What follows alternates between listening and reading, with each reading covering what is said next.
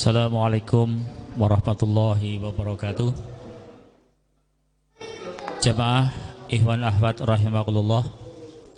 Syukur alhamdulillah pada kesempatan malam hari ini kita bisa berkumpul kembali di rumah, salah satu rumah Allah, dalam rangka untuk melaksanakan kajian. Yang kesempatan malam hari ini pemateri kita adalah beliau Al-Ustadz Arif Usman Anugraha, dan teknis kita pada kesempatan hari ini adalah pemaparan, dan nanti kita akan dijeda untuk azan Isya, kemudian dilanjutkan setelah azan sehingga sholat kita akhirkan. Dan untuk pertanyaan kami persilakan Iwan awat sekalian, kalau ada pertanyaan silakan ditulis, nanti disampaikan ke beliau Ustadz. Dan selanjutnya kami persilakan untuk bisa mendekat supaya lebih jelas apa yang disampaikan oleh beliau. Dan sebagai pengingat untuk tetap kita menjaga protokol kesehatan. Dan selanjutnya mari kita simak dan dengarkan apa yang akan disampaikan oleh beliau pada kesempatan malam hari ini. Kepada beliau Ustadz kami persilakan. Bismillahirrahmanirrahim. Assalamualaikum warahmatullahi wabarakatuh.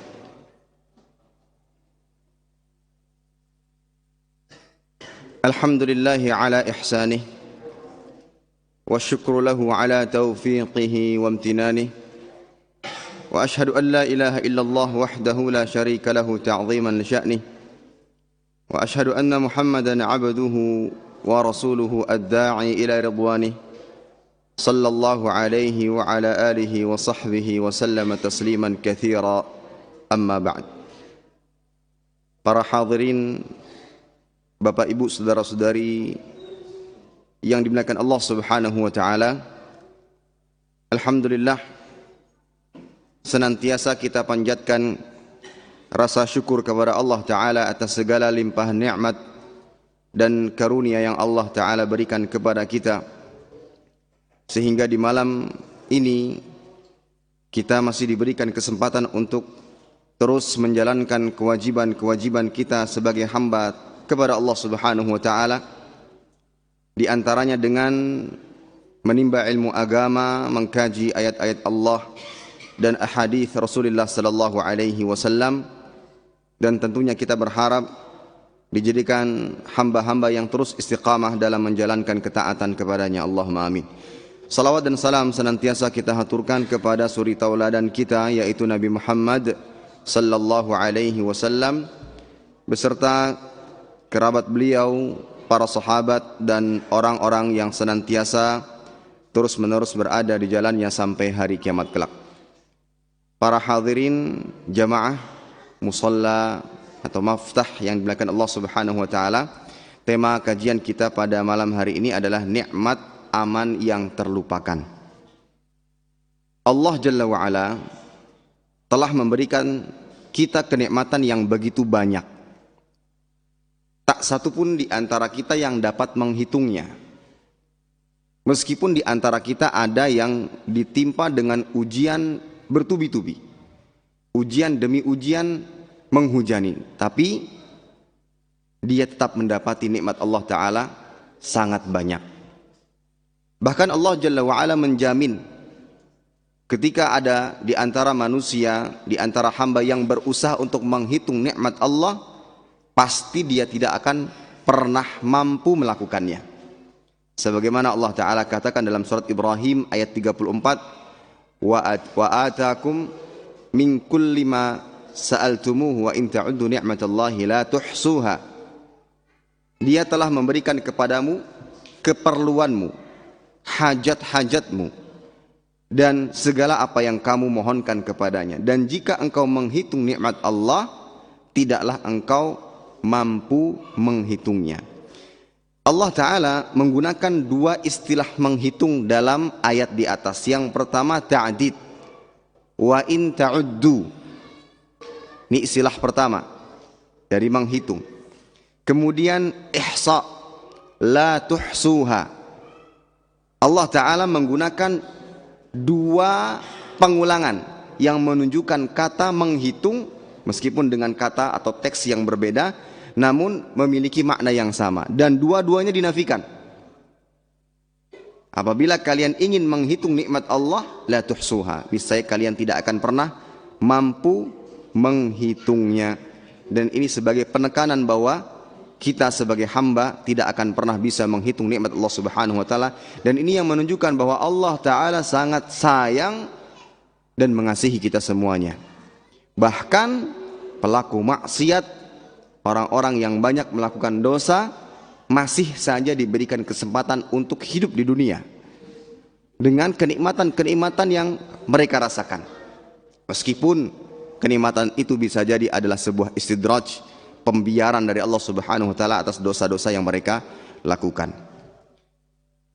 Para hadirin sekalian, Allah Subhanahu wa taala, dikarenakan banyaknya kenikmatan yang Allah Ta'ala berikan, ada di antara kenikmatan yang seringkali kita tidak sadari bahwa itu sebuah kenikmatan. Mungkin di antara sebabnya karena mudah kita dapatkan dan sering kita dapatkan. Di antaranya adalah nikmat ini, nikmat aman. Nikmat bisa merasakan kenyamanan dalam beraktivitas. Nikmat bisa keluar rumah tanpa ada rasa takut dan gangguan. Nikmat bisa menghadiri kajian-kajian tanpa ada rasa kekhawatiran. Ini adalah sebuah kenikmatan yang amat luar biasa.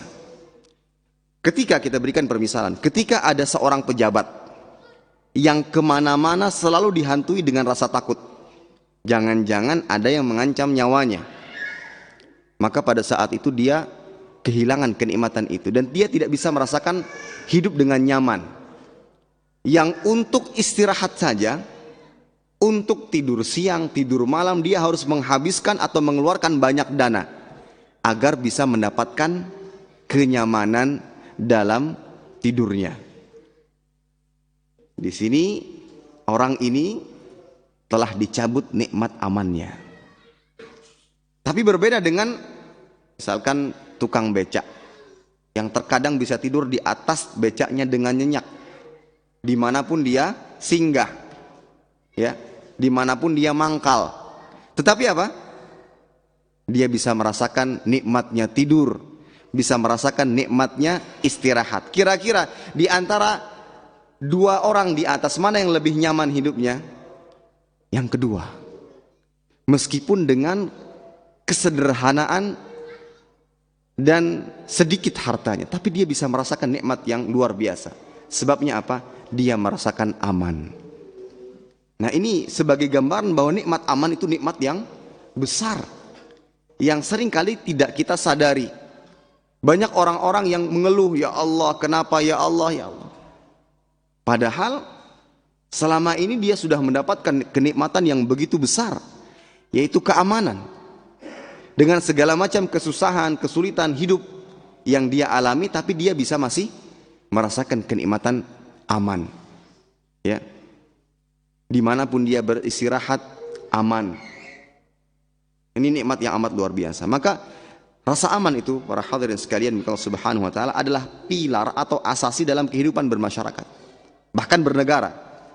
Karena menurut sifat dasarnya, meskipun manusia hidup di tengah bangsa yang berperadaban tinggi, berkemajuan, yang ekonominya kuat, mereka tidak akan pernah hidup dengan baik ketika dikuasai oleh suasana-suasana yang penuh ketakutan dan kekhawatiran. Orangnya kaya raya, hartanya banyak, tinggal di sebuah negara yang berkemajuan, tapi tingkat keamanannya rendah. Ya, tingkat keamanannya sangat rendah. Keluar rumah baru melangkahkan 1-2 langkah kaki saja sudah merasa takut. Jangan-jangan ini, jangan-jangan itu. Anaknya selalu dilihat ketika dia bermain di depan rumahnya, khawatir nanti diambil orang, khawatir diculik orang. Sulit merasakan nikmat hidup ketika keamanan telah dicabut. Sebaliknya, ketika kehidupan aman, maka sebuah bangsa ini bisa membangun peradaban, memajukan perekonomian, dan yang terpenting adalah pendidikan. Mereka bisa meningkatkan pendidikan anak-anaknya sehingga muncul generasi-generasi yang unggul yang timbul darinya masyarakat-masyarakat yang baik.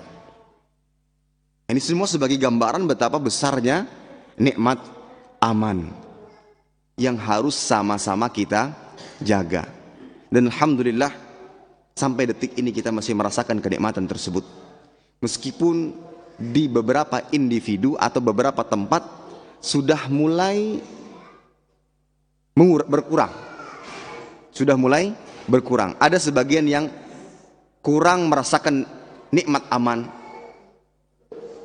Ya, seperti kejadian-kejadian yang sering kali kita lihat di tengah keramaian ada yang dibacok. Di tengah-tengah keramaian ada yang dirampok. Ya.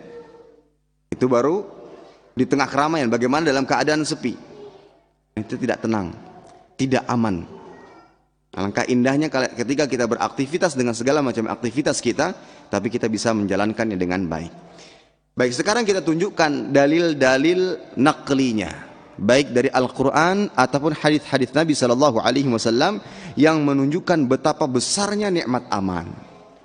Yang pertama adalah apa yang Allah Ta'ala firmankan tentang kekasihnya Nabiullah Ibrahim alaihi salam ketika memanjatkan doa kepada Allah Subhanahu wa Ta'ala. Allah sebutkan dalam surat Al-Baqarah ayat 126. Wa idh qala Ibrahim rabbi ij'al hadha baladan amina warzuq ahlahu minats thamarati man amana minhum billahi wal yaumil akhir. Ya Rabbku, jadikanlah negeri ini negeri yang aman sentosa dan berikanlah rezeki dari buah-buahan kepada penduduknya yang beriman di antara mereka kepada Allah dan hari kemudian.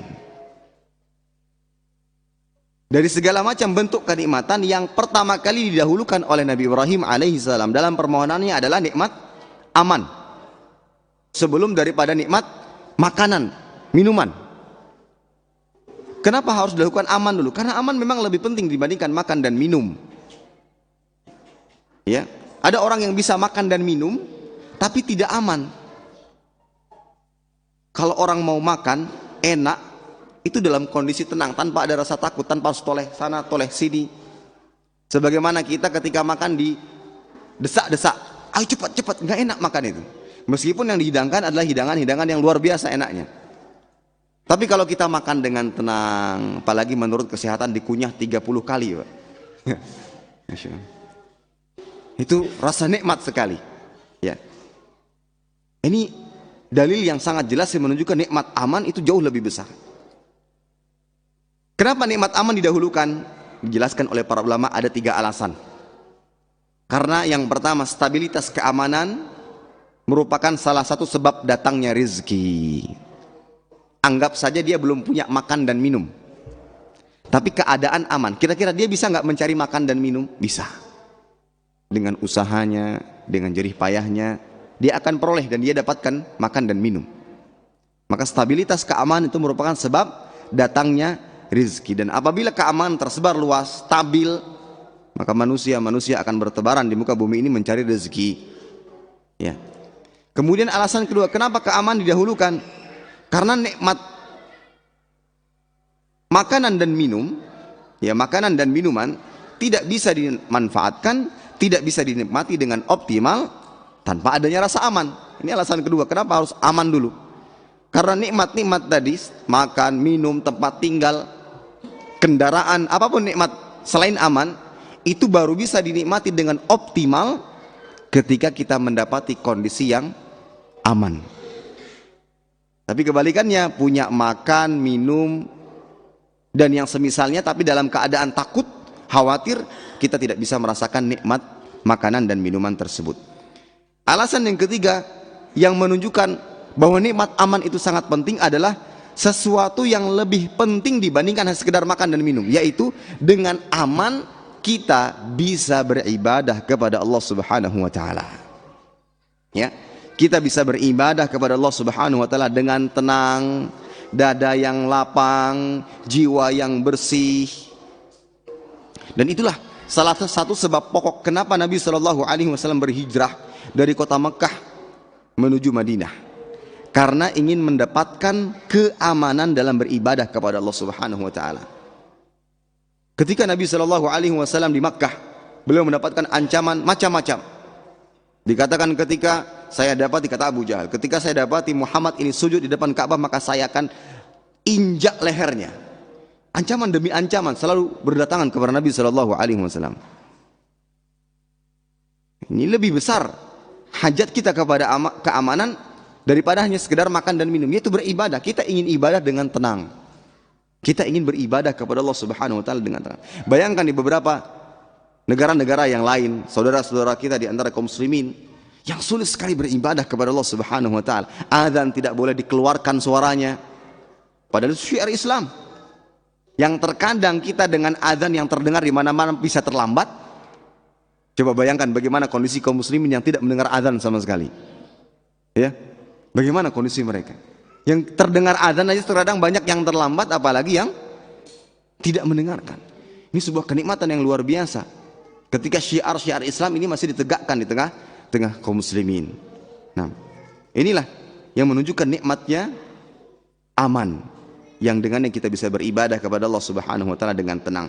Sebagaimana yang Allah Ta'ala sebutkan dalam surat An-Nur ayat 55, wa'adallahu alladhina amanu minkum wa amilus salihat la yastakhlifannakum fil ardi kama istakhlafa alladhina min qablihim wa liyumakkinanna lahum dinahum alladhi irtada lahum wa liyubaddilanna lahum min ba'di khawfihim amna ya'budunani la yusyrikuna bi syai'a wa man kafara ba'da dzalika fa ulaika humul fasiqun. Dan Allah telah berjanji kepada orang-orang yang beriman di antara kamu dan mengerjakan amal-amal saleh bahwa Dia sungguh-sungguh akan menjadikan mereka berkuasa di muka bumi ini sebagaimana Dia telah menjadikan orang-orang sebelum mereka berkuasa, dan sungguh Dia akan meneguhkan bagi mereka agama yang telah diridhainya untuk mereka, dan Dia benar-benar akan menukar keadaan mereka sesudah mereka dalam keadaan takut, yaitu menjadi merasa aman. Mereka tetap menyembahku dengan tiada persekutuan sesuatu apapun denganku, dan barang siapa yang tetap kufur sesudah janji tersebut, maka itulah orang-orang yang fasik.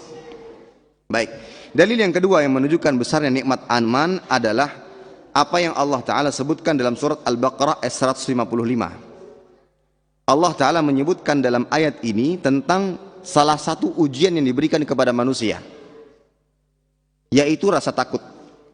Allah Ta'ala katakan, وَلَنَبْلُوَنَّكُمْ بِشَيْءٍ مِنَ الْخَوْفِ وَالْجُوعِ وَنَقْصٍ مِنَ الْأَمْوَالِ وَالْأَنْفُسِ وَالثَّمَرَاتِ وَبَشِّرِ الصَّابِرِينَ. Dan sungguh akan kami berikan cobaan kepadamu dengan sedikit ketakutan, kelaparan, kekurangan harta, jiwa dan buah-buahan, dan berikanlah kabar gembira bagi orang-orang yang bersabar. Rasa takut dijadikan sebagai ujian. Yang faham terbaliknya, rasa aman adalah sebuah kenikmatan. Ya. Baik, dalil yang lain dari hadis Nabi Sallallahu Alaihi Wasallam yang menunjukkan betapa besarnya nikmat aman, bahwa nikmat aman ya senilai dengan dunia. Nikmat aman itu senilai dengan seluruh kenikmatan-kenikmatan yang ada di dunia. Nikmat aman, satu nikmat yang bernama keamanan, disamakan atau senilai dengan kenikmatan-kenikmatan yang ada di dunia. Sebagaimana ditunjukkan dalam sebuah hadis yang diriwayatkan Imam At-Tirmidzi dari Ubaidillah bin Mihsan radhiyallahu anhu, Nabi sallallahu alaihi wasallam bersabda, "Man asbaha minkum aminan fi sirbihi mu'afan fi jasadihi indahu qutu yaumihi faka'annama hizat lahu dunya bihadzafiriha." Siapa di antara kalian dalam keadaan aman di pagi harinya, bangun dalam keadaan aman di pagi harinya, bangun dalam keadaan aman di pagi harinya, tubuhnya sehat, tubuhnya dalam keadaan sehat, bangun sehat, melaksanakan ibadah pas ada hidangan sarapan pagi yang bisa dikonsumsi. Apa kata Nabi sallallahu alaihi wasallam? Faka'annama hizat lahu dunya, seakan-akan dunia dan seluruh dunia beserta isi-isinya telah diberikan kepadanya. Luar biasa, nikmat sekali. Nikmat sekali kita bangun dalam keadaan aman. Tidak terdengar suara-suara tembakan, tidak terdengar suara-suara bom atau yang semisalnya, sebagaimana dirasakan oleh sebagian kaum muslimin yang sangat kasihan, ya. Tidur mereka tidak tenang, istirahat mereka tidak tenang, beraktivitas tidak tenang. Tapi kalau seandainya kita merasakan nikmat bangun dalam keadaan aman, dalam keadaan sehat, bugar badan kita, punya makanan yang bisa kita makan, meskipun besoknya kita masih belum tahu, yang penting pada saat itu kita bisa makan, itu seakan-akan kenikmatan dunia beserta isi-isinya telah diberikan kepada kita. Maka bersyukurlah. Dan tidaklah yang menjadikan nikmat-nikmat tadi itu menjadi besar, melainkan nikmat yang pertama, yaitu nikmat aman. Ini harus kita sadari baik-baik betapa besarnya nikmat aman yang Allah Ta'ala berikan kepada kita. Kemudian yang keempat, di antara yang menunjukkan besarnya nikmat aman adalah bahwa nikmat aman itu lebih diutamakan dibandingkan kesehatan. Kalau seandainya diberikan pilihan antara mana yang lebih besar nikmatnya, antara nikmat aman dengan nikmat kesehatan, mana yang lebih besar? Maka jawabannya adalah nikmat aman. Kira-kira ada yang bisa menjelaskan kenapa nikmat aman jauh lebih besar dibandingkan nikmat sehat? Nah, hal ini dijelaskan oleh salah seorang imam, yaitu Ar-Razi rahimahullah ta'ala, yang mana beliau mengatakan, su'ila ba'dul ulama, sebagian ulama pernah ditanya, al-amnu afdal amis sihah, mana yang lebih utama, aman atau kesehatan? Nikmat aman atau nikmat kesehatan? Maka para ulama mengatakan al-amnu afdal, nikmat aman itu lebih afdal, lebih nikmat. Wad dalilu alaihi, dalilnya adalah anna syatan law inkasarat rijluha fa innaha tasihha ba'da zaman, fa innaha tasihhu ba'da zaman, walau annaha rubitat fi mawdhi'in wa rubita bil qurbi minha dhi'bun fa innaha tamsiku 'anil 'alaf wa la tunawiluhu ila an tamut. Dalilnya adalah ketika seekor kambing, ya, seekor kambing yang kakinya patah, maka akan sembuh beberapa waktu, akan sembuh dengan sendirinya beberapa waktu. Dalam arti ada kemungkinan untuk sembuh, meskipun tidak harus dibawa ke rumah sakit, dibawa ke ICU atau yang semisalnya. Tapi terkadang ada yang bisa sembuh dengan sendirinya, meskipun jalannya agak-agak pincang, tapi dia hilang rasa sakit. Tapi berbeda dengan seekor kambing diikat dekat dengan seekor serigala yang diikat, tapi tidak bisa menerkam, ya, meskipun diikat secara berdekatan, tapi serigala tidak bisa menerkam secara langsung. Hanya saja kambing ini tersiksa dengan rasa takutnya. Fa innaha tamsiku 'anil 'alaf wa la tunawiluhu, maka kambing ini tidak akan mau makan meskipun makanan-makanan ada di hadapannya.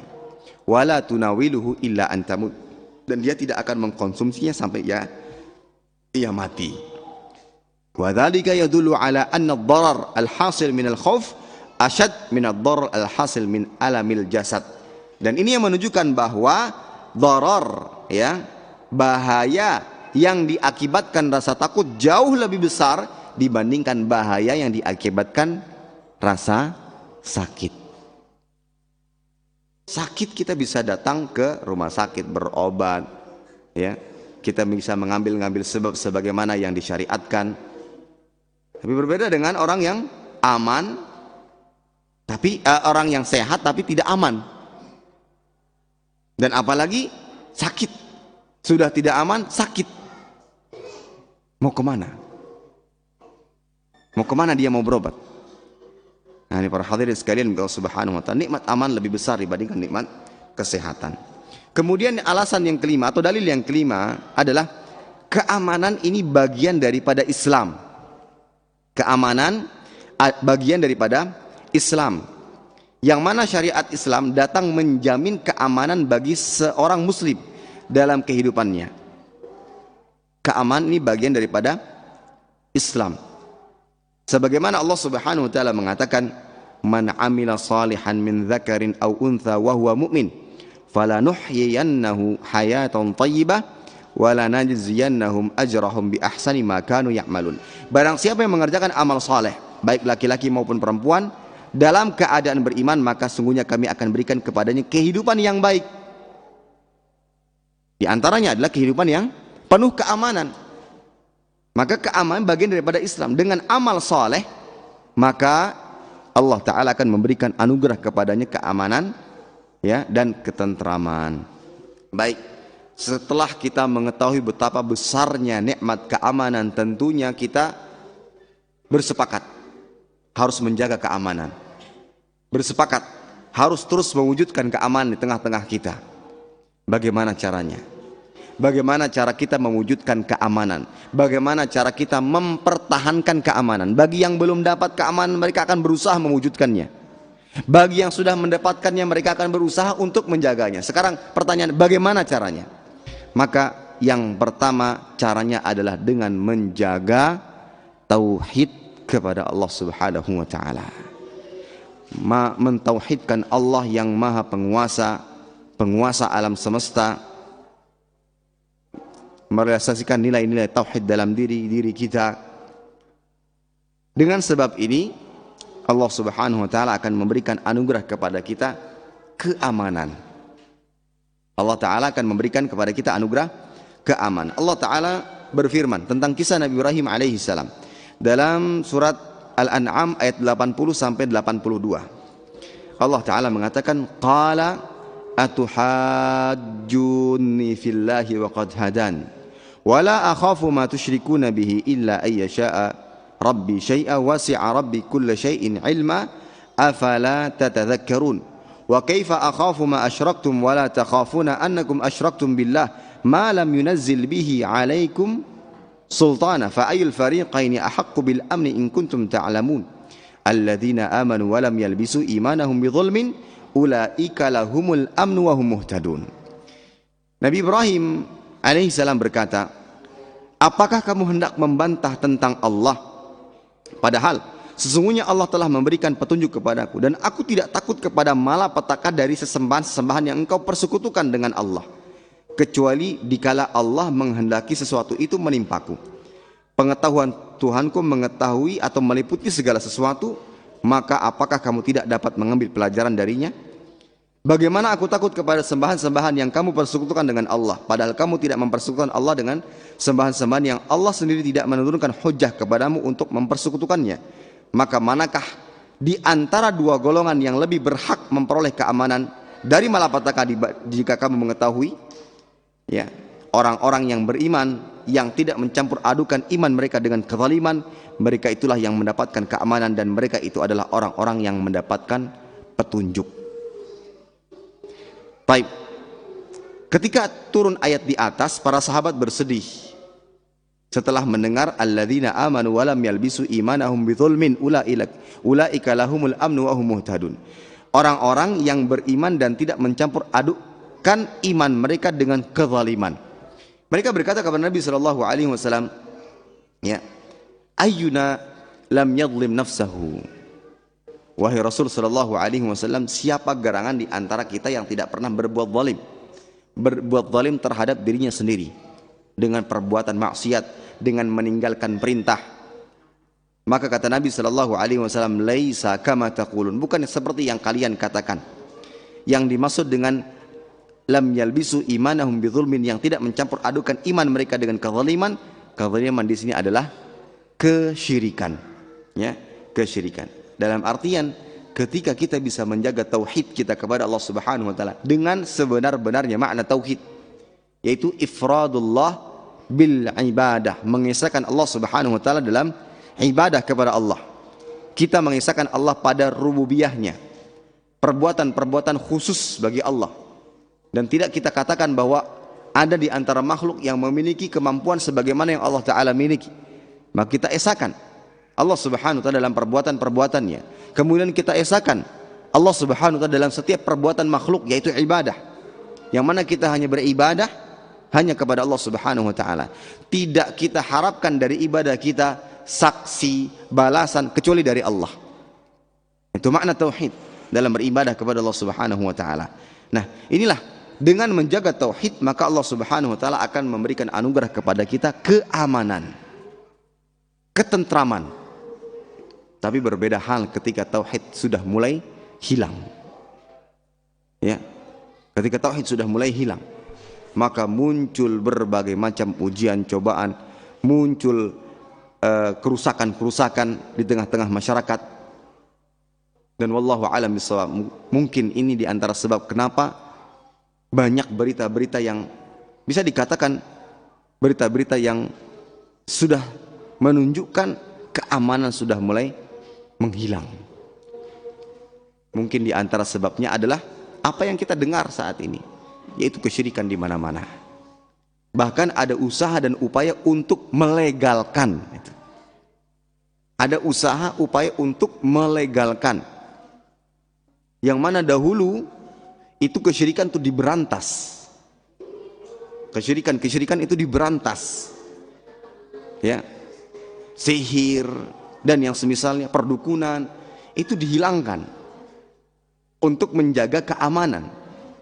Namun berbeda dengan kondisi saat ini, malah justru ada usaha dan upaya untuk melegalkan. Makanya kita meminta perlindungan kepada Allah Subhanahu wa ta'ala, dan kita tetap berusaha untuk memerangi kesyirikan dengan usaha yang kita mampu, yaitu dengan menebarkan ilmu. Yani kita tanamkan nilai-nilai tauhid kepada anak-anak didik kita, kemudian kepada masyarakat yang ada di sekitar kita, nilai-nilai tauhid. Dan memang pada dasarnya dalam mendakwahkan tauhid itu berat, dan itulah dirasakan oleh Nabi Shallallahu Alaihi Wasallam. Pasti banyak pertentangan di dalamnya, banyak ancaman-ancaman di dalamnya ketika kita mendakwahkan tauhid. Oleh karena itu ada sebagian yang enggan mendakwahkan tauhid, dakwahnya seputar akhlak saja, yang banyak diminati oleh masyarakat, banyak disukai oleh masyarakat, tapi kurang dalam mendakwahkan tauhid. Ya. Dan tauhid itu adalah pondasi, dia ada sebuah pilar, dia sebuah pokok, sebagaimana dia adalah pondasi sebuah bangunan. Ya. Ketika pondasi ini hilang, maka bangunan semegah apapun, seindah apapun, setinggi apapun, maka akan hancur. Maka bisa kita katakan ada orang-orang yang banyak sholatnya, banyak sholat malamnya, puasa-puasa sunnahnya, akan mudah luntur ibadah-ibadah tersebut jika tidak dilandasi dengan tauhid yang kuat. Entah karena sebab syubhat, yaitu dengan ilmu-ilmu yang tidak benar, ya, ilmu-ilmu yang tidak benar, yang dulunya dikenal sebagai rajin ibadah, ahli ibadah, sekarang tidak mau lagi sholat, tidak mau lagi beribadah karena syubhatnya. Atau bisa jadi karena syahwat. Syahwat itu baik itu karena harta, wanita, tahta. Bayangkan ketika orang dapat musibah, bangkrut, tidak punya uang, kemudian diiming-imingi dengan harta, diiming-imingi dengan kedudukan dan tahta, dia rela meninggalkan akidahnya. Bahkan lebih parah daripada itu, ada yang rela pindah agama karena sekedar sekerdusmi. Dan ini terjadi. Di antara beberapa pengalaman dakwah kawan-kawan terdahulu di daerah-daerah yang keras memurtadkan orang-orang di sana, dia di antara kawan-kawan atau senior-senior itu pernah mendapati dakwah di sebuah masjid yang hari itu dihadiri oleh banyak orang, di esok harinya tersisa beberapa orang saja. Ternyata yang lainnya pindah agama karena sembako yang dibagikan kepada mereka. Nah, ini percuma ketika dia tidak memiliki pondasi akidah yang kuat. Nah, inilah yang menjadikan kita harusnya sadar akan pentingnya akidah, pentingnya tauhid. Karena tauhid itu adalah sebuah pondasi yang harus ada dalam diri seorang hamba. Yang ketika tauhid ini tegak, maka dia akan mudah menerima syariat Allah Subhanahu wa taala. Dan inilah yang harus dilakukan dalam berdakwah. Ini harus dilakukan dalam berdakwah. Kita sebagai orang tua dalam mendakwahkan, membimbing anak kita, istri kita kepada agama Islam, awali dengan dakwah tauhid terlebih dahulu. Tanamkan dengan baik kepada mereka. Begitu pula sebagai seorang anak yang belum mendapati orang tuanya mengenal Islam dengan baik, maka tanamkan kepada mereka nilai-nilai tauhid terlebih dahulu. Mungkin ada sebagian orang tua yang punya kebiasaan-kebiasaan yang menyelisih syariat. Ya, mungkin kita tunda untuk menyampaikan hukumnya, tapi diawali dengan nilai-nilai tauhid terlebih dahulu. Orang yang tauhidnya sudah kuat, justru tanpa harus kita sampaikan, mereka yang pertama kali akan bertanya, apa hukumnya ini, apa hukumnya ini. Ya, karena mereka apa? Tahu tentang akidah yang benar. Tahu nanti ada hari pembalasan. Tahu kelak di hari kiamat akan diminta pertanggungjawaban, yang mana kedua kaki anak Adam tidak akan pernah bergeser sampai dia ditanya macam-macam tentang usianya, tentang dari mana dia mendapatkan hartanya. Ini orang-orang yang sudah memiliki akidah yang kuat, ya, dengan segala macam cabang-cabang dalam ilmu akidah, maka dengan sendirinya dialah akan datang kepada ilmu. Dia akan bertanya, dia akan duduk di majelis ilmu, dia akan bertanya, apa kewajiban saya sebagai seorang muslim? Apa yang harus saya lakukan? Bagaimana caranya masuk surga? Bagaimana caranya selamat dari siksa api neraka? Ini semua baru bisa didapatkan ketika orang sudah memiliki tauhid yang kuat. Baik. Kemudian di antara cara yang lain untuk meraih keamanan adalah dengan menjalankan syariat Islam. Dengan menjalankan syariat Islam. Karena syariat Islam itu akan menjaga hak-hak Allah, hak-hak para hamba-hamba Allah. Syariat Islam melarang dari perbuatan dosa, melarang dari perbuatan kezaliman atau pelanggaran-pelanggaran. Maka dengan sebab inilah keamanan akan tercipta. Sebagaimana Allah Ta'ala mengatakan dalam surah Al-Ankabut ayat 45, wa aqimis salah innas salata tanha anil fahsya'i wal munkar. Dan dirikanlah salat, sungguhnya salat itu mencegah dari perbuatan-perbuatan keji dan mungkar. Maka dengan menegakkan syariat, menjalankan syariat, tidak hanya salat, begitu pula yang lainnya, maka insya Allah Ta'ala akan tercipta keamanan dan ketentraman. Begitu pula Allah Ta'ala mengatakan dalam surah An-Nahl ayat 90, innallaha ya'muru bil adli wal ihsan wa ita'i dzil qurba wa yanha 'anil fahsya'i wal munkar wal baghi ya'idzukum la'allakum tadhakkarun. Sungguhnya Allah menyuruh kamu berlaku adil dan berbuat kebajikan, memberi kepada kaum kerabat, dan Allah melarang dari perbuatan keji dan kemungkaran dan permusuhan.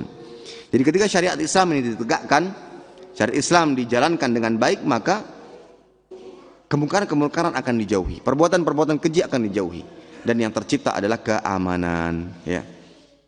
Allah mengatakan dalam surat Quraisy ayat 3 dan 4, "Falyabudu rabb hadzal bait alladzi at'amahum min ju' wa amanahum min khauf."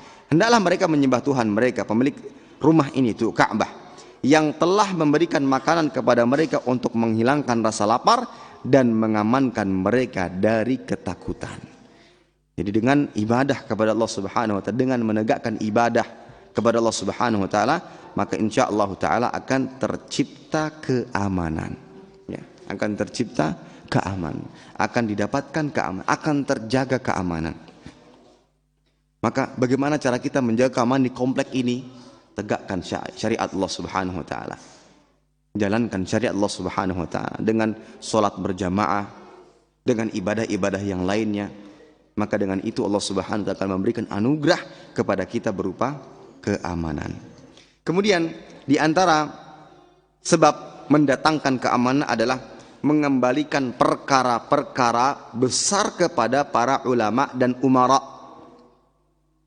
Jadi ketika punya perselisihan, punya permasalahan, perkara-perkara yang besar, maka jangan diselesaikan oleh kita sendiri, tapi kembalikan kepada ahli ilmu, kembalikan kepada orang-orang yang berhak untuk menyelesaikannya, para umara. Hal ini berdasarkan arahan Rabbani sebagaimana tunjukkan dalam surat An-Nisa ayat 83, wa idza ja'ahum amrun minal amni awil khaufi adza'u bi walau radduhu ila ar-rasul wa ila ulil amri minhum la'alimahu alladhina yastanbitunahu minhum walaula fadlullahi 'alaikum wa rahmatuhu lattaba'tum asy-syaitana illa qalila. Dan apabila datang kepada mereka suatu berita tentang keamanan atau ketakutan, mereka langsung menyiarkannya. Jadi ada berita, ada isu, ada segala macamnya, langsung disiarkan. Ini tidak benar. Tidak benar. Walau annahum, ya, kalau seandainya walau radduhu ila rasul, kalau seandainya mereka kembalikan kepada Rasul, wa ulil amri, dan para umara di antara mereka, tentulah orang-orang yang ingin mengetahui kebenarannya, ia dapat mengetahuinya. Ingin tahu kebenaran sebenarnya dari isu yang ada, itu bisa diketahui dengan mengembalikan urusan-urusan tersebut kepada orang-orang yang berhak untuk menyampaikannya. Dan inilah salah satu sebab kita memperoleh keamanan. Ya, salah satu sebab kita memperoleh keamanan dengan selalu mengembalikan segala macam urusan, terutama urusan-urusan yang besar, kepada ahlinya. Ya. Jangan ada isu, ya, informasi yang masih berstatus isu kemudian disebar, ya, yang menimbulkan gejolak, kontroversi, yang pada akhirnya banyak yang jatuh kepada kekeliruan, banyak jatuh kepada tuduhan-tuduhan. Ini hati-hati dengan jari jemari, lisan-lisan, apalagi di media saat ini. Ya, bukankah menjadi perkara yang semakin besar karena dengan sebab satu atau dua kata atau beberapa tulisan-tulisan di media-media sosial, dan itu disimpan dan itu dijadikan apa? Dijadikan dasar yang munculnya kerusakan-kerusakan di mana-mana. Sebabnya adalah itu, yang mana berita ini tersebar, ya, kemana-mana tanpa berita yang pasti. Kalau seandainya kita kembalikan kepada ahlinya, maka semua akan aman. Ini. Kemudian yang keempat, di antara sebab mendatangkan keamanan adalah dengan mengamalkan apa yang Allah Ta'ala perintahkan, yaitu saling tolong menolong dan tidak saling membenci atau mendengki. Wallahu a'lam bishawab. Kita dengarkan azan terlebih dahulu. Silakan.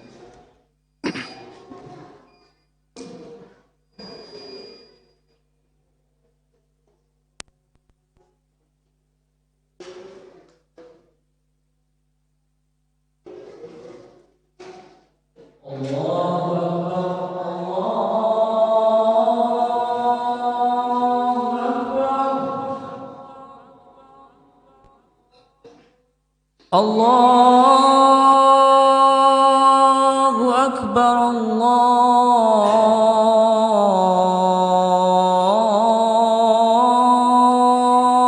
Allahu Akbar.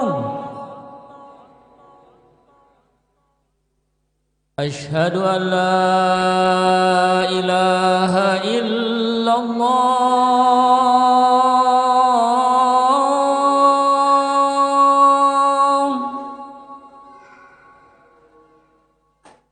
Asyhadu an la ilaha illallah.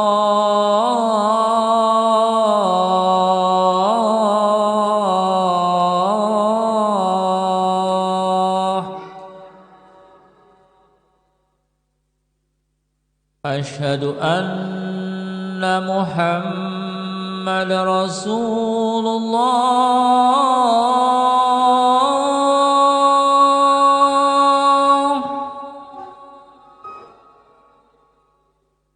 Asyhadu anna Muhammad Rasulullah.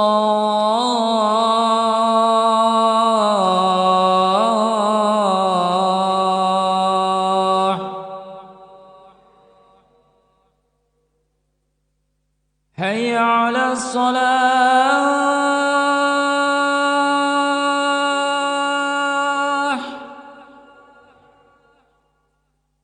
Hayya 'alas salah.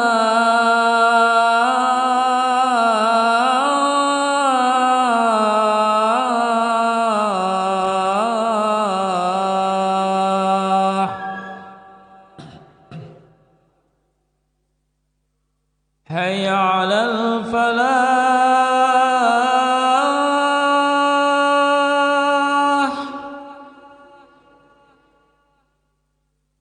حي على الفلاح.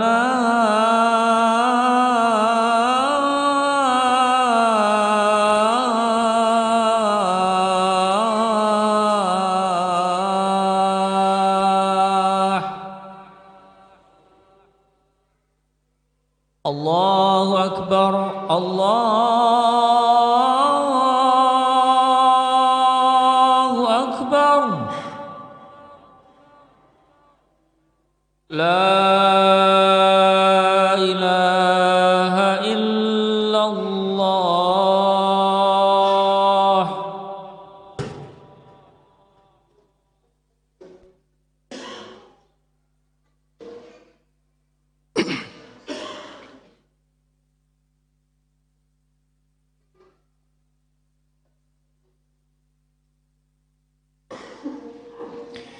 Baik, kita lanjutkan kembali. Poin yang keempat, salah satu yang menyebabkan terciptanya keamanan adalah saling tolong menolong, tidak saling membenci atau mendengki.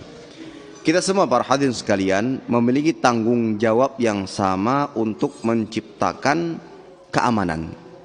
Memiliki tanggung jawab untuk menjaga kejelekan-kejelekan, keburukan-keburukan masuk ke negeri kita. Jadi tidak bisa hanya menyerahkan ke aparat, kepolisian, karena ini tugas kita bersama. Mau itu bagian keamanannya, mau rakyatnya, sama-sama saling tolong menolong untuk menjaga dan menciptakan keamanan. Karena pada dasarnya para hadirin sekalian, sebagaimana Nabi SAW mengatakan, kita ini bersaudara. Wa kunu ibadallah ikhwana. Oleh karena itu kita harus saling tolong menolong. Bukan kebalikannya, saling membenci, saling mendengki. Karena sifat-sifat seperti ini yang akan menghantarkan kepada kerusakan, menghantarkan kepada kekacauan. Oleh karena itu Nabi SAW bersabda untuk menekankan kembali bahwa arti persaudaraan. Nabi SAW mengatakan, la tahasadu, wala tanajashu, wala tabaghadu, wala tadabaru, wala yabi' ba'dukum ala bai'i ba'd, wa kunu ibadallahi ikhwana, al-muslimu akhul muslim. Janganlah kalian saling hasad. Kalian itu bersaudara, maka jangan saling hasad. Hasad itu adalah tamanni zawalin ni'mah an sahibiha sawa'un kanat ni'matad din aw dunya, sebagaimana dikatakan Imam An-Nawawi. Hasad itu adalah mengharapkan kenikmatan dari orang lain, ya, mengharapkan kenikmatan atau mengharapkan hilangnya kenikmatan dari diri orang lain, baik itu nikmat agama atau nikmat dunia. Jadi hasad itu bukan hanya pada perkara-perkara nikmat dunia saja, tapi juga bisa pada nikmat agama. Ada orang yang rajin sholat, rajin ibadah, rajin baca Quran, kemudian dia dihasadi. Ada orang yang hasad kepadanya, mudah-mudahan dia sakit biar nggak lagi ke masjid, mudah-mudahan kena syubhat, mudah-mudahan. Ada orang-orang yang hasad terhadap nikmat agama, ya. Dan ataupun nikmat dunia ini sudah jelas, seperti ada orang punya harta tertentu kemudian dia mengharapkannya dan nikmat tersebut hilang darinya, dan ini tidak boleh, ya, tidak boleh saling mendengki, karena dengki ini diantara sebab atau salah satu perbuatan dosa yang bisa mengarahkan kepada dosa-dosa yang lain, ya. Karena tadi disebutkan tamanni zawalin ni'mah, mengharapkan nikmat yang dimiliki oleh orang lain hilang. Itu bisa jadi dengan satu perkataan, dengan menyebarkan fitnah-fitnah, atau bisa jadi dengan perbuatan, dengan tindak kezaliman, dengan merampas, dengan mengambil, dengan dan yang semisalnya. Semua itu bermuara dari hasad. Oleh karena itu kita dilarang untuk hasad. Wala tanajashu. Karena kita bersaudara, kita tidak boleh berbuat najis. Najis itu adalah sebuah jual beli, sebuah jual beli yang dilarang. Sebagaimana diterangkan oleh Imam Ibn Hajar, najis itulah ziyadah fi thaman sil'ah mimman la yuridu syira'aha liyaqa' ghairahu fiha. Jadi jual beli najis itu adalah ada orang datang menaikkan penawaran harga, ya, menaikkan penawaran harga barang dan tanpa tujuan membeli. Misalkan A beli ke B, A beli sesuatu atau menawar barang tertentu ke B. Kemudian datang si C, padahal sudah terjadi kecondongan hati pada diri si A. Ini barangnya cocok, bagus, harganya pun sesuai. Datang si C dan memberikan penawaran yang lebih tinggi. Kalau sama saya beli 100.000 Pak. Ya, tapi tujuannya bukan untuk membeli. Tujuannya apa?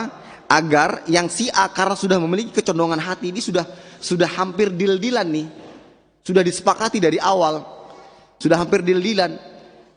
Karena saking butuhnya akhirnya ya sudah, kalau sama saya Pak 150, nah, misalkan dinaikkan lagi sama si C. Ini namanya najis. Nah ini adalah perbuatan zalim, nggak boleh. Ini perbuatan yang zalim.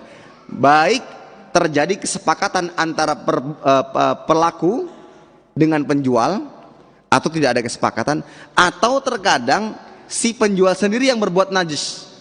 Bagaimana cara penjual membuat najis? Modal ulun tuh sekian ya Pak ya, padahal kada. Kan terkadang gitu kan, dia mengatakan modalnya cuma sekian, padahal sudah banyak mengambil keuntungan. Ini najis, meninggikan harga untuk menzalimi para pembeli. Nah ini sesuatu yang dilarang. Ini menzalimi saudara kita. Yang ini yang menyebabkan terjadinya kerusakan. Apalagi ketika diketahui, oh ternyata saya kemarin ditipu. Nah gitu. Mungkin ada yang bertanya, Ustaz, kalau lelang bagaimana? Lelang kan serupa dengan seperti ini ya. Maka perbedaan antara lelang itu baik muzayadah, baik man yazid gitu. Perbedaan antara najis dengan lelang, kalau lelang itu belum ada kecondongan. Kalau najis itu antara A dan B, B penjual, A pembeli, sudah ada kecondongan, sudah ada kesepakatan sebuah harga. Kemudian datang si C, merusak suasana, dinaikkan harga, tapi dia tidak memiliki keinginan untuk membeli. Tapi kalau lelang, muzayadah namanya, itu seluruh calon-calon pembeli punya keinginan untuk membeli. Tetapi belum ada kecondongan, belum ada hampir deal-dealan, belum ada deal-dealan. Maka ini boleh, ya, berdasarkan dalil.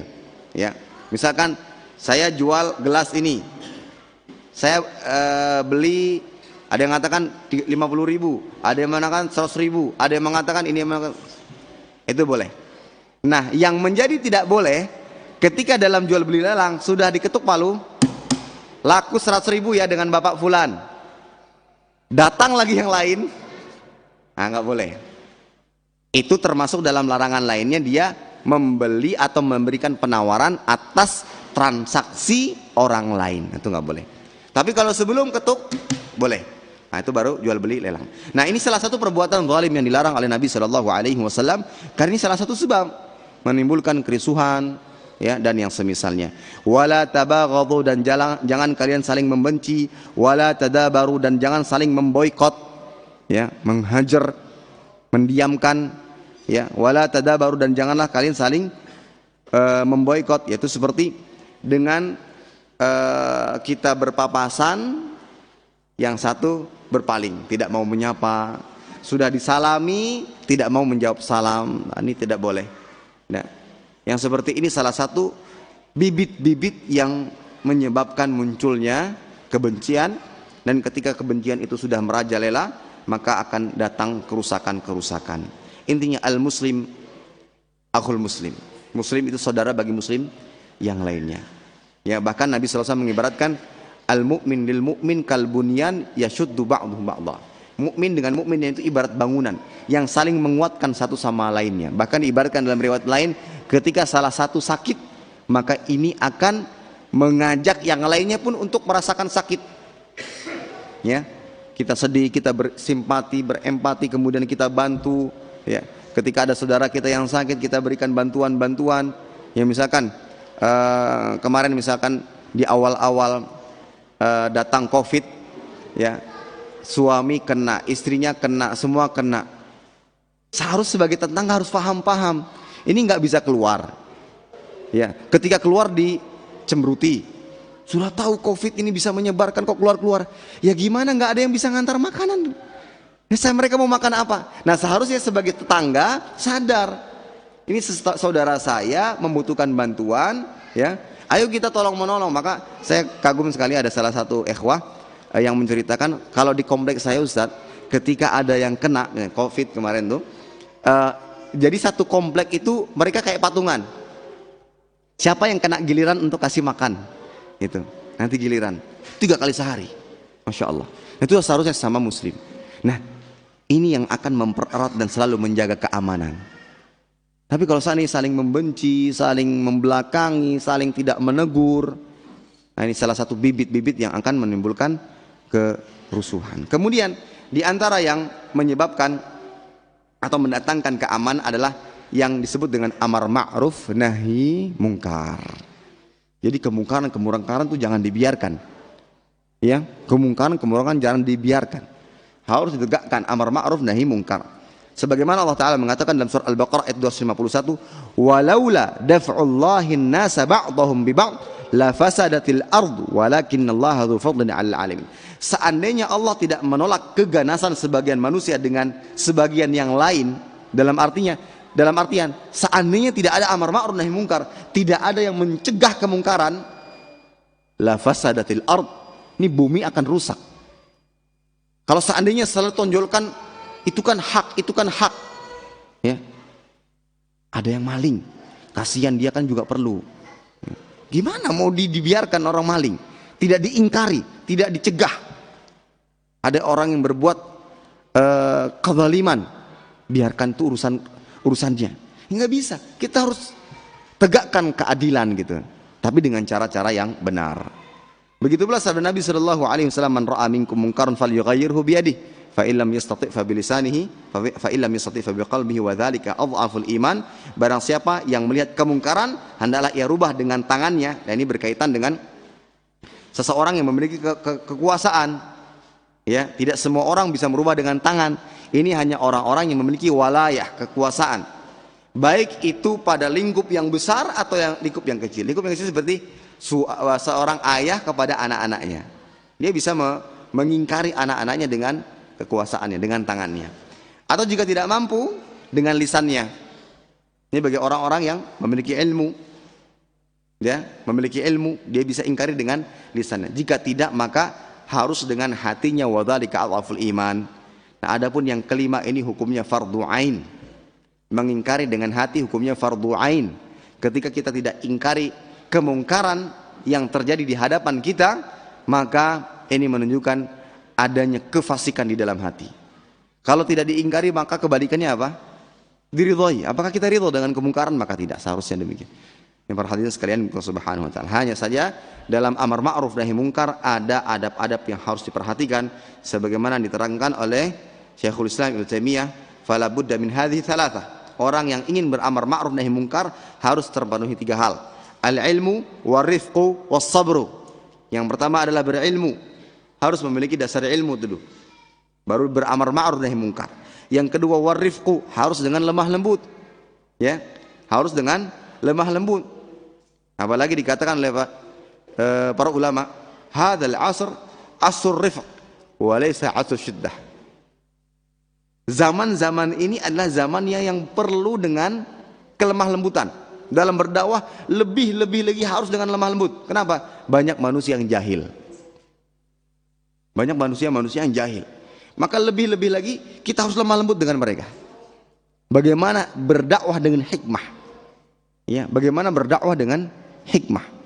Jangan mencela, jangan menghina, sama sekali nggak boleh. Menghina berhala orang lain saja nggak boleh. Menghina berhala. Wala tasubbul ladzina yad'una min dunillah. Janganlah kalian menghina orang-orang yang berdoa atau beribadah kepada selain Allah. Menghina mereka itu nggak boleh. Karena apa? Karena mereka akan menghina Tuhan kita. Fa yasubbullah adwan bighairi ilm. Maka mereka akan menghina Rabb kita. Maka dalam berdakwah sama sekali tidak boleh dengan hinaan, dengan kata-kata yang tidak baik. Kalau ingin menyampaikan, sampaikan dengan cara yang baik, dengan hikmah, dengan ilmiah, dengan ilmu. Itu. Tidak boleh hina. Ya, maka ini harus kita jaga. Jangan sampai terucap, coba lihat tuh amalan buhannya. Jangan sampai terucap ucapan demikian.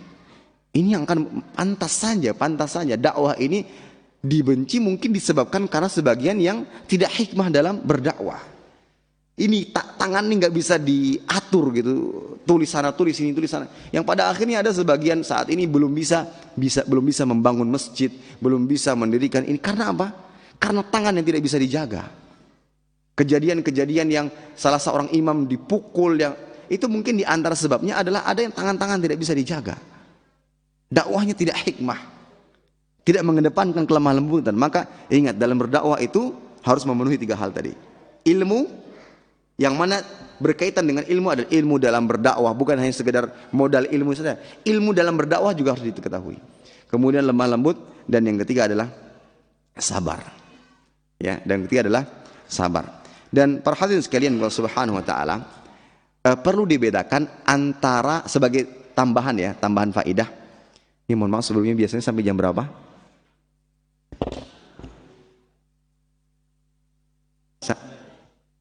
Sampai subuh?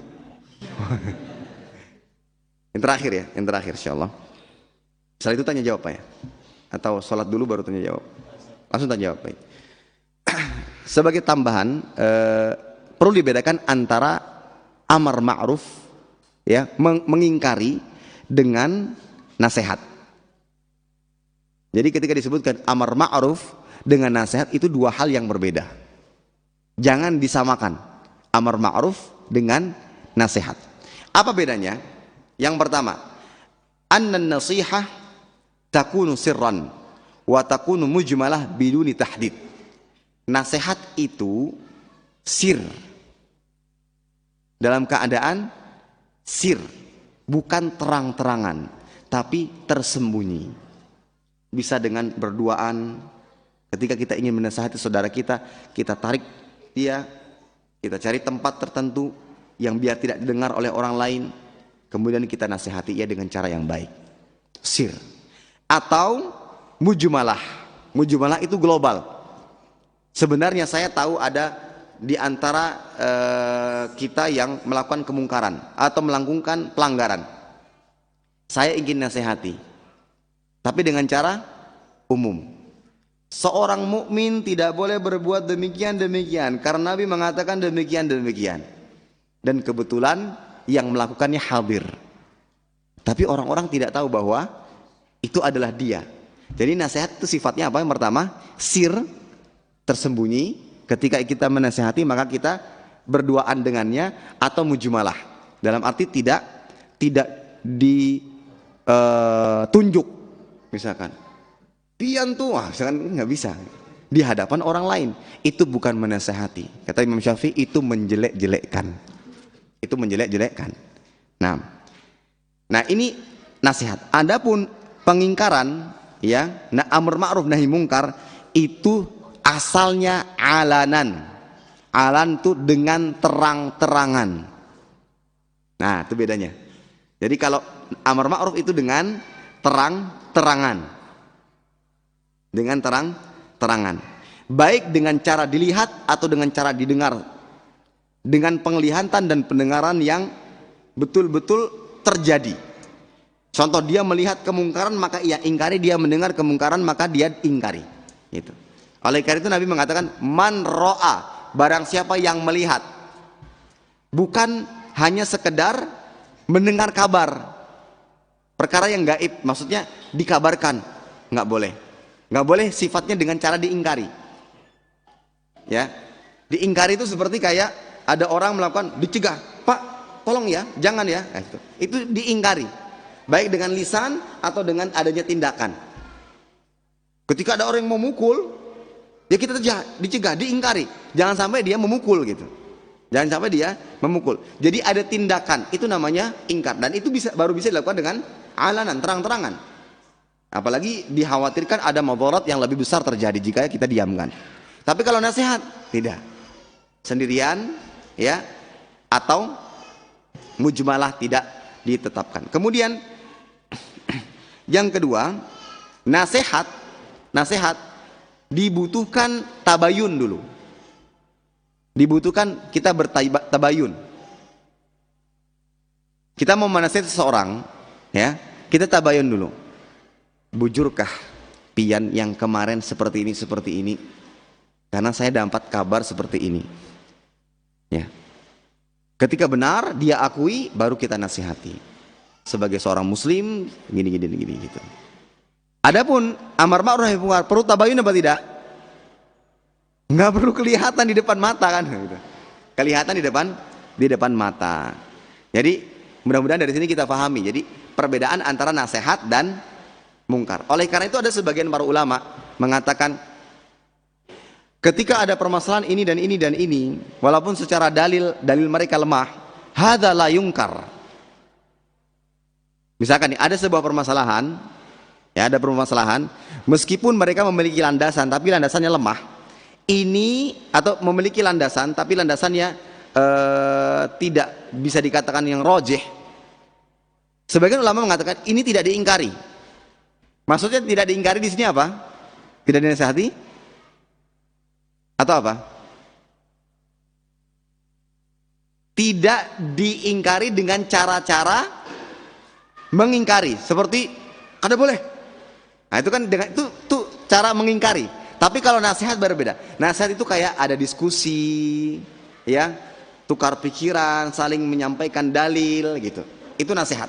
Tapi kalau mengingkari itu ada tindakan, nggak boleh. Ya, contoh,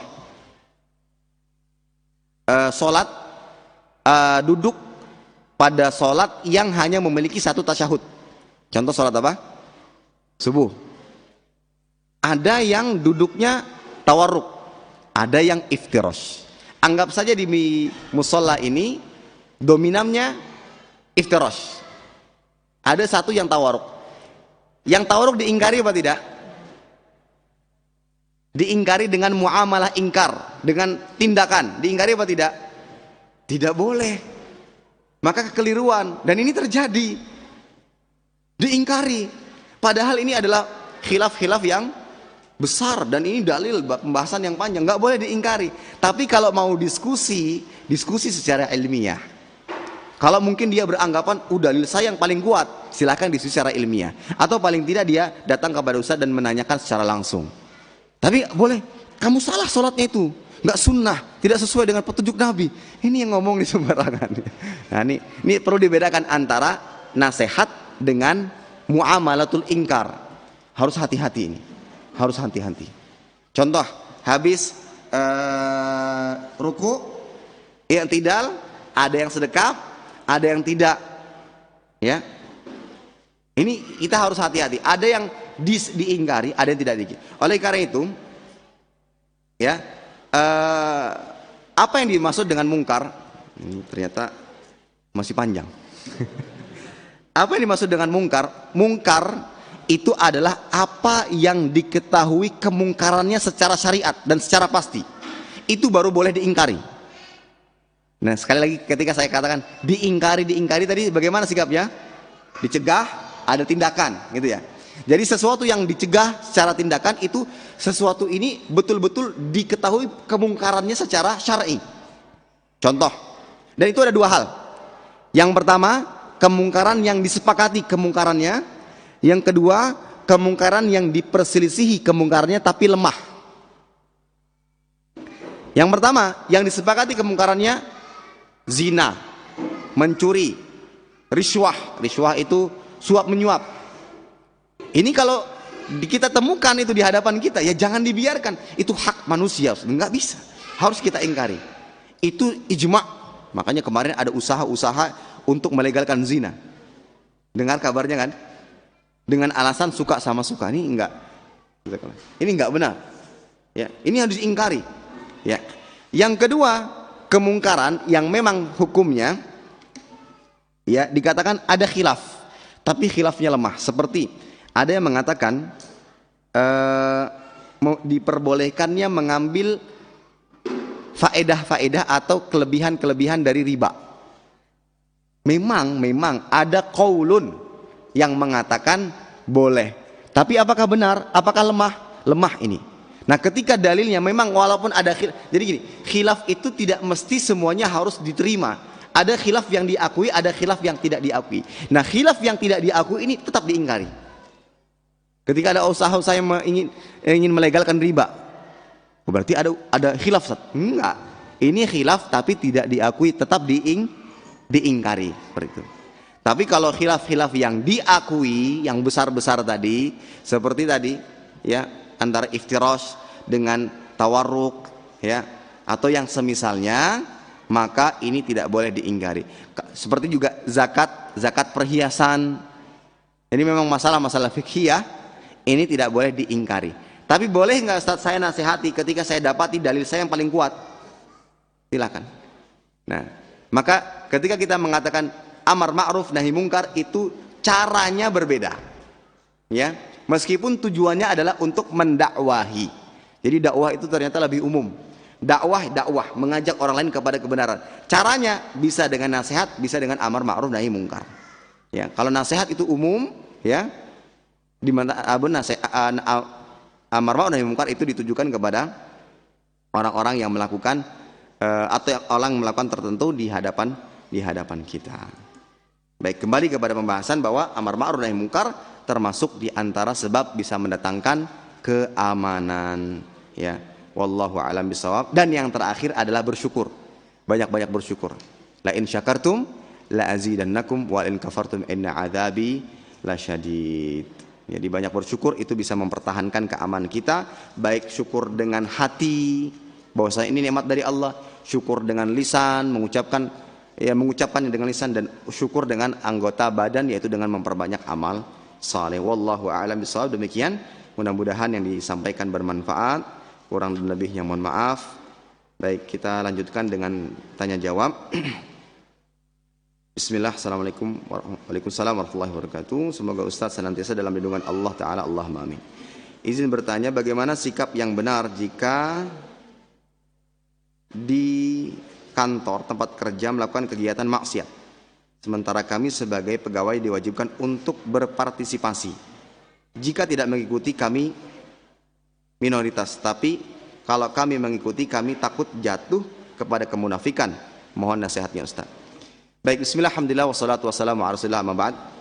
Yang pertama yang ingin saya sampaikan adalah terutama bagi mereka-mereka yang masih mencari pekerjaan, maka carilah tempat-tempat pekerjaan yang bisa menambah ketakwaan dan keimanan kepada Allah Subhanahu wa taala. Memang tidak mudah, tapi bukan berarti kita harus menyerah. Cari pekerjaan-pekerjaan, tempat-tempat pekerjaan. Jadi patokan utama dalam mencari pekerjaan itu bukan mana penghasilan yang paling banyak, jangan, tapi mana pekerjaan-pekerjaan yang bisa menjadikan saya lebih bertakwa kepada Allah Subhanahu wa taala. Karena rezeki di tangan Allah. Meskipun dilihat gajinya kecil, gajinya sedikit, tapi ketika tempat tersebut nyaman buat kita ibadah, tempat tersebut memberikan fasilitas-fasilitas untuk semakin bertakwa kepada Allah, maka terimalah. Carilah tempat-tempat yang seperti itu. Seperti ada beberapa tempat yang Masya Allah, Tabarakallah, membuat agenda kajian rutin. Ada agenda kajian rutin, ya, sebulan 2 kali. Yang dikaji adalah ya tentang akidah, tentang ini, dan itu di jam kerja.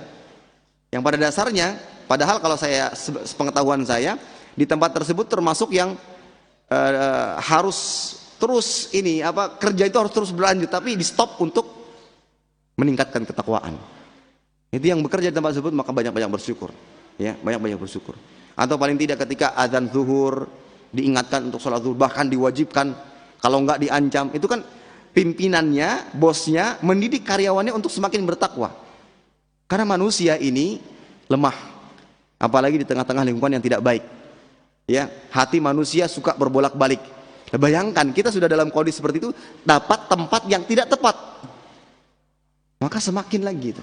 Ya, sudah lingkungan rumah kita tidak baik, lingkungan kerja tidak baik, maka semakin menjauh. Ya, maka itu pesan saya yang pertama. Kemudian yang kedua, ya, bagaimana sikap kita? Maka tentunya tidak ada pilihan lain. Sikap kita ada tidak ikut pada acara-acara tersebut. Tinggal bagaimana kita membagaimanakan dengan atasan, bukan syariat yang dibagaimanakan. Jangan terbalik ya. Ya, jangan terbalik. Jadi terkadang ada ustadz-ustadz yang disuruh mikir. Ustadz, saya kan sudah kerja nih, saya punya penghasilan sekian. Ternyata Ustadz, penghasilan saya itu ada gini dan gini dan gini, yang mempengaruhi ke halal harta. Bagaimana ya Ustadz? Ya mau bagaimana? Ya lepas ya sudah. Jadi Ustadznya nggak usah disuruh mikir. Ini kan sudah jelas. Terkadang dia sudah tahu bahwa saya ini nggak boleh. Ya sudah, meskipun itu banyak, ya sudah tinggalkan. Nggak bisa. Jadi bukan syariat yang dibagaimanakan, tapi cara kita yang bagaimana gitu. Maka ketika ditanya bagaimana Ustaz, ya sudah. Maka saya terkadang ada respek salah satu teman saya, dia kerja di sebuah lembaga yang dia punya posisi yang bagus sekali. Tapi posisi ini selalu berbenturan dengan, ya ibaratnya sudah menjadi rahasia umum mungkin di tengah-tengah mereka saat itu, memanipulasi nota gitu-gitulah. Jadi dia sebagai bendahara. Jadi kalau nggak seperti itu nggak bisa jalan lah intinya gitu. Maka saya lepas. Saya nggak kuat kerja di tempat seperti ini, saya lepas. Nah ini semuanya adalah berbicara tentang iman. Jadi katakan, mohon maaf Pak, saya tidak bisa ikut. Saya tidak bisa ikut. Sampaikan, ya. Sampaikan dengan nggak perlu. Bahkan saya katakan tidak perlu mencari alasan-alasan yang saya sibuk segala macam. Nanti kamu hari ini sibuk nggak? Saya nggak sibuk. Nah berarti bisa dong ikut acara malam ini. Nah, padahal kita belum tahu acaranya ternyata. Mending kita sampaikan, saya mohon maaf saya untuk acara-acara seperti ini saya tidak bisa ikut. Nah, tetapi di sisi lain kita harus menjadi pegawai yang amanah. Ya, jangan sampai ya acara-acara ini nggak ikut, tapi kerjaan nggak becus. Ya itu pantas saja ketika bos kita, nggak usah soalim lah kamu. Nah, gitu. Karena kita kerjanya nggak baik, nggak amanah, masuk kantor lambat. Ketika bicara ini baru sok-sok gini. Ya kita harus tunjukkan kita sebagai pegawai yang baik, ya pegawai yang bekerja dengan baik. Namun dalam hal-hal seperti ini kita tinggalkan. Ya, ini mungkin seperti wallahu alam bisawab. Ada pertanyaan lagi? Tangan kanan ya. Termasuk yang harus kita didik anak-anak kita adalah seperti tadi, dalam menyerahkan, dalam makan dan semisalnya, dan jangan disepelekan hal seperti itu. Terkadang anak-anak itu akan terbiasa sesuai dengan kebiasaan ketika kecil. Kebiasaan dewasanya akan sesuai dengan kebiasaan masa kecilnya. Ketika orang tua cerewet di masa kecilnya untuk membenahi hal-hal kecil tadi, insya Allah itu yang akan selalu menempel dalam otak mereka untuk lebih baik. Wallahu a'lam.